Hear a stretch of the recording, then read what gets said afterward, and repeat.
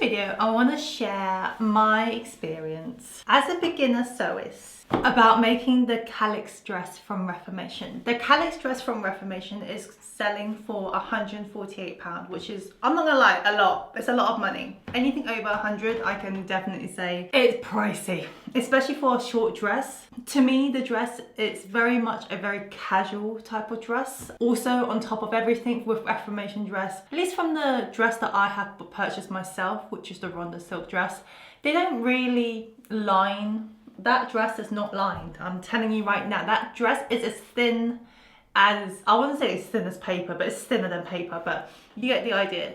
It's not lined. There's no structure to the dress. What you're seeing, the kind of shape, it's really hard, at least for me, to remind myself that it's quite literally the shape of the model. The dress isn't giving any shape to anything. That was one thing I'd had to remind myself. But regardless, £148 for an unstructured dress is extortionate to me. But anyway, after my previous project, if you haven't seen that one, I'll link it below. But I basically had some leftover materials, which was some beautiful, beautiful cranberry silky satin feel. It's very, very light. The actual fabric is incredibly light. There's a couple of things I definitely do want to do. I don't think Reformation has lined their dresses, but just from the pictures itself, I can't see anything that indicates that it is lined. In fact, I can tell you the skirt part is definitely not lined because, well, I can see the back of it and it's just one single fabric. It looks like a simple one fabric dress is what it looks like to me. Also, the dress doesn't have any zips. So for me, that's a huge plus because zip is something that I am not good at. I know you can get a zipper pressing foot, but my whole point is trying to save money here. So there's no zip. It's a very, very straightforward design to me at least. And I had some fabric to use. So essentially I tried to go for the Calix dress because I thought it was a pretty dress. I used a pattern piece that it was one of the very first dresses that I tried to make that is from Reformation. And let me go and see if I could find it because the dress that I was looking at was the Pike satin dress. That dress was actually my very first dress that I was trying to make from Reformation just in my own time. I did have an idea of potentially making a video out of it, but the only thing I had, what I've realized halfway through the project, I've made a pattern and it fitted quite nicely. The only thing I realized was that the dress doesn't suit me. But halfway through I realized I don't look good in this thing. This is not my style. Whatever this is not doing it with me. And I just didn't want to purchase the fabrics on top of it, knowing full well it's not going to look nice on me. So I actually ended up ditching that project, but it meant that I still had the pattern. So I actually ended up using that pattern, the one that I made. The only difference I did was that I split the front section in half to make the chest area, did it in a slanted line. And then that was pretty much it. In terms of making pattern pieces, this was the easiest and the fastest way of doing it. I did the whole pattern, had a very good rough idea of what everything looked like in about half an hour. And then I spent another, I think 20 minutes just tweaking certain parts of it so that it would fit a little bit nicer. And that was it. I did the whole thing in terms of the pattern making in about, I would say, an hour and a half, and it was all done. It was quite late as well. That was the pattern part of it done.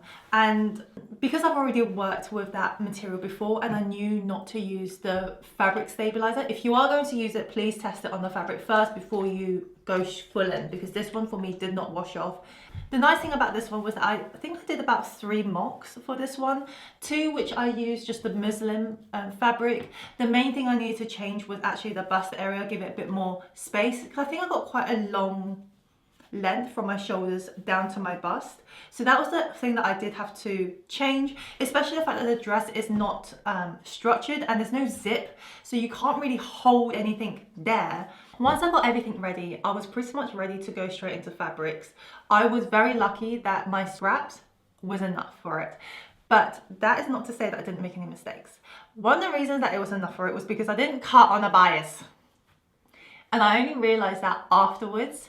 After I had made the whole dress, I realized it wasn't falling the way, it just looked a little bit off. You know, there's a couple of things I've done and a couple of things that I was quite proud of. So I didn't use this. And as I said before, I basically cut it all out. Use a fresh blade, please. It makes such a big difference. I didn't check any of it before until I was looking online and people suggested changing your blades, and I thought that was so smart, and it did make a huge difference. That is worth doing.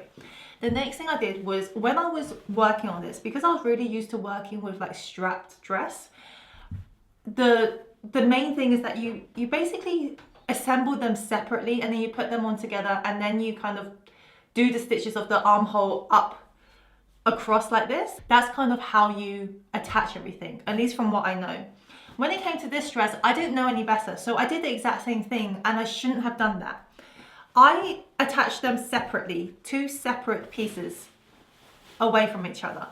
And when I was doing it, I thought it was fine. I didn't think of any issues until it reached to the armhole and it reached to the chest area. It was a pain to try and do it cleanly. So if I was to do this next time, I would 100% recommend, do not, when you are stitching these 2 together, do not stitch them individually, like on the sides. Don't do that yet. So I would stitch the back piece, just focus on the neck area and the armhole. Once you stitch them all together individually, then merge the 2 together so that they're all done. Because then you can also base, I don't know, is it base stitch? It's not base stitch, but basically you stitch the seam onto the back, the inner lining, to give that very crisp feel. And then after you have done that, then you go to the side of the dress. That's how I would do it next time. I didn't do it this time, and it did kind of show. It does show on the dress, but it's a learning curve that I'm quite happy to take. So essentially, this dress took me a whole day to sew. It took me a whole day to get the very, very like main thing there, and then another day just to finish it off. When I say another day, it was more like 2 hours to finish it off. If I did it the right way around, I reckon I could get it done in a whole day. In terms of the price of this, I would say I had like less than a meter of this fabric. Again, I didn't cut it on the bias. If I was to cut it on the bias, I reckon it would require a lot more. So I think online they said if you were to cut it on the bias, you need an extra yard for the main bodice. So I think I would have to go for 2 meters to make this dress. But because I didn't, it worked. So in terms of the cost wise, I'm just going to split it in half. So I'm going to say this one was probably around £21 when it came to the materials. The lining was the same thing. I think I used about a meter, so that was probably £12.99 for 100% viscose. But then on top of it as well, because there was no zips, it was a very, very straightforward project, I would say. But another thing as well is that in Reformation, they don't, at least from what I can tell, it doesn't look like they use bra pads for anything. And I am someone who is a bit more comfortable with bra pads, personally. I don't really like, I know my previous dress with the Frankie dress, I didn't put any bra pads in it, but I just didn't really feel the need to. Mainly because the likelihood of me wearing that dress out is quite slim. I'm just going to be completely honest with you. I just know because it doesn't have that kind of, I would say quote unquote protection, at least for me. I would pick other stuff over it. This dress, however, I was quite happy with the outcome, so that's why I thought I'm going to put the bra pad in, because I think I will actually wear this out. So I did an extra step, which was adding the lining to this dress, which Reformation definitely hasn't, and still charging £148. This is definitely no shade. But another thing on top of it was that I decided to put some bra pads in it. Now, if you don't want to put bra pads, don't put bra pads in it.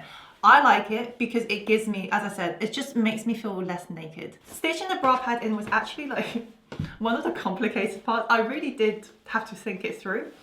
But you can see this is the bra pad. I picked the colour that would suit, will essentially be invisible under this.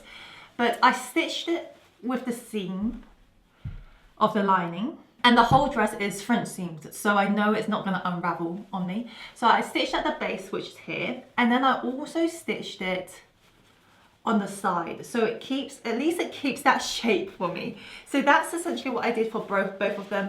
I'm gonna be honest, in terms of my second project, I am quite happy with this. I actually have a dress that I'll be proud to wear out. I know it's not perfect, but it's something, and it's lined as well. With Reformation dress, there's a lot of stuff that's just not lined, I don't think so. Unless it is, then let me know in the comments below. But I've lined the dress.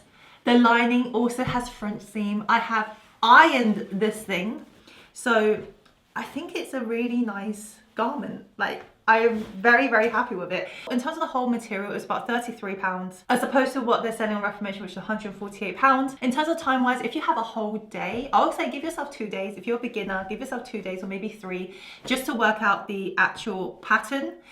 And then the sewing is quite straightforward, I would say. Remember, don't sew the sides, sew the front first, the top part first, and work your way down. But I'm very, very happy I've made it.